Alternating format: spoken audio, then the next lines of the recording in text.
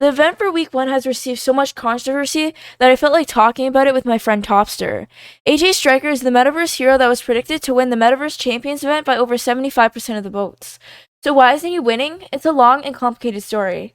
In today's video, we'll review different perspectives of the Metaverse Champions event being unfair in week 1 towards AJ Striker. There are multiple different perspectives on this issue, one being the developer's paid access drama we covered yesterday.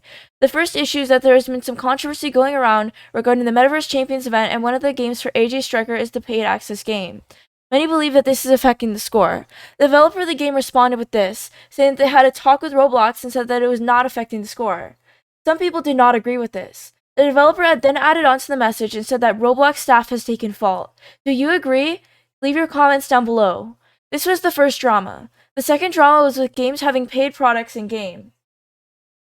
Certain games received apparent and critical controversy on AJ Striker's team for having paid projects, such as Tank Warfare. But none actually really affected the fairness of the event, therefore making it an invalid critique. However, some believe that paid access for the game known as Emergency Response Liberty County had a direct effect on the event by 11 out of 12 badges, and as such it was removed from the hub. However, the badge was still being able to be obtained. The second issue with Metaverse Champions is that the game compared to other streams such as Yoshida and Spark Kilowatt, which is currently in first place for multiple reasons. One, being that the games are easiest for week 1, and secondly, being that the Pink Vault, which by the way isn't true, boosted the team's parole to make Sparks Kilowatt win. However, some wonder, why is this event unfair? We'll answer all these questions and more within this video. My name is Snooki Alex, and this is our Roblox event series, where we get right into the Roblox news, drama, tips and tricks, and more. Let's get started.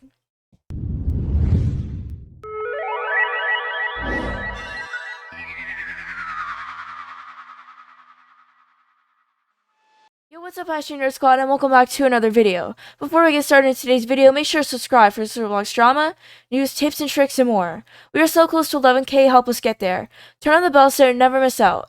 Anyways, I asked you guys on Twitter what your thoughts were on the event. There were multiple responses, let's read out some of them.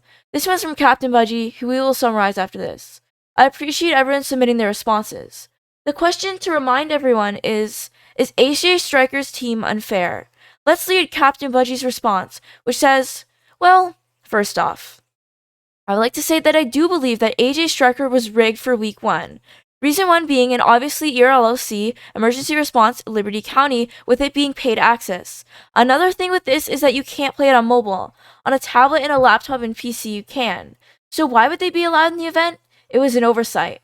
Another thing wrong that the developers did is that they don't want their game to be free only because they don't want spam dislikes. Something that makes sense is having fake role players, exploits, etc. Although in the end, it was an oversight by the Roblox admins. This is clearly a big disadvantage for Team AJ. Another team that makes Team AJ at a disadvantage is Elimination Tower. This took about 5 hours for me to get the badge for it. The problems? Well, for starters, one person can get this for game. Yeah, someone might get the badge for the game, but it's just one person. If anything, there's a chance that no one gets the badge because someone won the game to get the badge, meaning someone got it in the last game and won the game event. Also, it's a round-based elimination game, so you might not even have a chance to get that badge, though there are some people who did do it first try, so it's not that bad. But there is one game that is extremely time-wasting if you're new to the game. That would be Miner's Haven. I say this because you need to make around $25,101,000. That would take a long time, like a long time. It would take a few hours, if not days, to not even get the badge.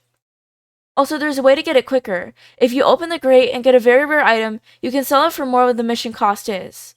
I just don't understand why it takes so long without selling stuff. I don't know. There is one more game that might take long, but it's not as bad, and that is Pinewood Computer Lab. I say it's not as bad because if you and other people gather to get the work, then you should get it done quickly. Another thing you can do is just keep joining until you find one that's almost done with his task. That's the problem. That's the reason why you need other people to keep on joining servers is because it may take long. Look at Creek for example. It took him almost an hour to do. I know why people don't want pay to win, long tasks to get one crate and badge, and that is the problem with the AJ Strikers team. Much of it is time wasting compared to other games and other teams. Hopefully week 2 is better for AJ. So in short, Captain believes that ELRC and Miner's Haven was a large issue in the fairness of the week 1 event. Captain says that the reason ELRC was unfair because it was wasn't available on phone, which is a large issue because a large portion of the Roblox Metaverse place is on mobile for this event, as some can't afford a computer or the computer is too slow, making this an issue. Secondly, although removed from the hub an hour ago, the ELRC has a paywall behind it. Even after reducing it, many believe that this is extremely unfair because some people don't even have 1 Robux to their name on the platform. This person also critiqued the game Pinewood Computer Lab, which makes it unfair, because it took Creek almost an hour to do. This game took me 45 minutes, and the reason why they critiqued it is because of round-based turns. Elimination Tower is also unfair, as only 1 person can get the badge. It's a long and tedious process. This person critiques are Emergency Crowdney Laney, Elimination Tower, Miner's Haven, and Pinewood. That's 4 games which takes about 20 hours to complete according to their time. However, which makes this event even more unfair is that the fact that ELRC is not free, therefore making playable players not being able to get the badge with time at all, and rather spend a bit of money to play the game, which again, most people playing this event are children, meaning that they probably won't have the money to buy these projects. My next person who believes the game is unfair is Mr. Lama, who says, "Hello, in this video we will be talking about how the AJ Striker team is unbalanced in the Metaverse Champions event. First off, a game called Emergency Response Liberty County, a paid access game included in a free-to-play event. As you might have seen, this definitely caused problems. One of the problems being that the AJ Strikers team is at a disadvantage because most people don't have Robux to pay their game. Therefore, fewer badges will be rewarded. The developer of the game has put it at a lower price, 50 Robux. He also came out with a statement that is now deleted saying that they won't make the game free because after the event they don't want to be mass disliked. Some people are saying they shouldn't have to worry about that because they have 200k plus likes and only 10 dislikes, 10k, while others are comparing Wild West, who participated in an event and went free in that time, while they were a paid access game. The developer also compares their game to another game in the event, saying that although Emergency Response Liberty County's advantages are hard, they're still rewarding more than other games participating. As you can see, there are many reasons why the AJ Striker team is at a disadvantage. Leave your thoughts in the comments below. Mr. Lama brings up the point that if Wild West can go free, why can't ELRC go free too? And the response was to remove this from the event hub. Now, let's move on to my friend Topster, who we will be collaborating with in this video. Let's see what he has to say about this event. Hey guys, you might be wondering, who am I? Well, I am Topster from the Topster YouTube channel, and I have stolen a part of Tanuki Alex's video. So today we're going to be talking about the ERLC drama and it being removed and that type of stuff. My opinions on the entire situation. So the game, you might know it, it's Emergency Response Liberty County, has been in some pretty major backlash, honestly, because it was in the Metaverse Champions event. Now, that alone hasn't got people angry. It's the fact that it's a paid game in a free event. So, little Timmy won't be able to play ERLC for AJ Striker because he probably has listened to Devown.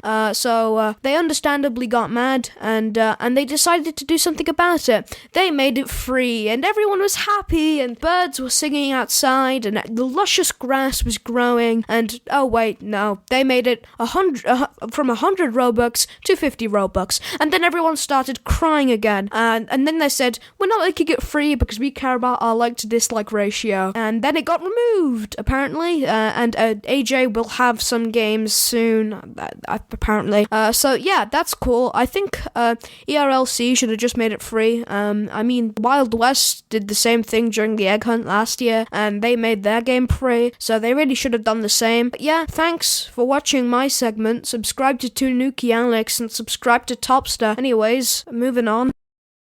Alright everyone, thank you Topster for being in this video. I will leave Topster's link in the description if you wish to subscribe to his channel. He's a really good channel for drama and much more. So, be sure to subscribe to him. And that was everyone's thoughts on AJ Striker being a biased and unfair event for week 1. Thank you everyone for submitting it. I really appreciate it, and I'll see you in the next video.